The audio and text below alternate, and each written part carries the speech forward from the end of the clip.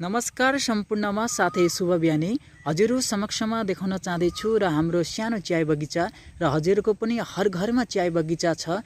हजुरले पनि यसरी नै सुन्दर रूपले सजाउनु भएको छ जस्तो लाग्छ। किन भन्दाखेरि हामी त किसान हौं र हामीले सानैबाट ठुलो कर्म गर्नुपर्छ।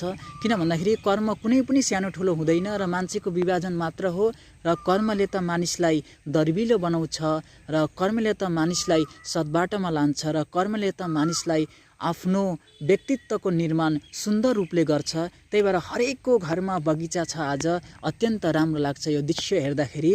अति सुन्दर हरियालीले सजिएको हाम्रो असम, घर घरमा हेर्दाखेरि चाय बगैँचाले सजिएको छ हाम्रो आसाम र सम्पूर्णले आफ्नो उन्नति गर्नुभएको छ जे जस्तो भए पनि र हामीलाई प्रभुको कृपा लागेको छ असममा। त्यही भएर हामीले हरियाली देख्न पाएका छौं र हरियालीमा हामी सजिएका छौं र हरियालीलाई हामीले उपभोग गरेका छौं र हरियालीबाटै हामीले दुई पैसा उपार्जन गरेका छौं र अत्यन्त राम्रो दृश्य लाग्छ। किन भन्दाखेरि हरेक मातृपितृजनहरूले आफ्नो कर्मनिष्ठा अपनाएर आज यतिको हर घरमा यस्तो बगैँचा सजाउनु भएको छ चायपत्तीको र सम्पूर्णलाई म चाहिँ साष्टाङ्ग प्रणाम गर्छु र मातापिताजीको कर्मनिष्ठालाई म चाहिँ सधैँभरि नमन गर्छु र उहाँकै आज कर्मनिष्ठाले गर्दाखेरि हामीले दुई पैसा उपार्जन गरेका छौं र त्यही दुई पैसामा हाम्रो घर परिवार आर्थिक अवस्थाले अलिकति दर्बिलो हुँदैछ।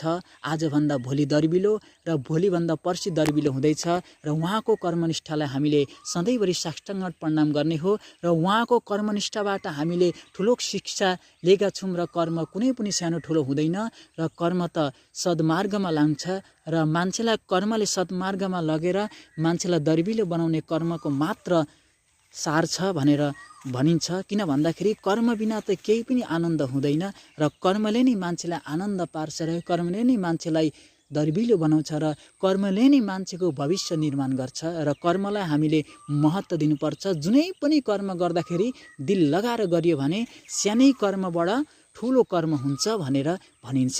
किन भन्दाखेरि हामीले कर्म गर्ने अगाडि कहिले हिचकिचाउन गर्न हुँदैन। हामी कर्म गर्ने अगाडि त सधैँभरि खुला दिल र आफ्नो दिल लगाएर कर्म गर्नुपर्छ अनि मात्रै हाम्रो कर्ममा झुल्किन्छ उज्यालो नक्षत्र। त्यही भएर कर्म गर्ने अगाडि हिचकिचाउन हुँदैन। न त राम न त श्याम सबैभन्दा पहिलो काम मिले मिल्छ दाम मिल्यो भने खाइन्छ हाँसी हाँसी परिवारसँग माम।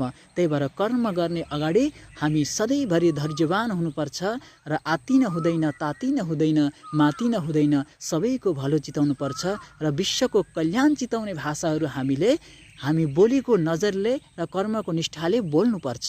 जय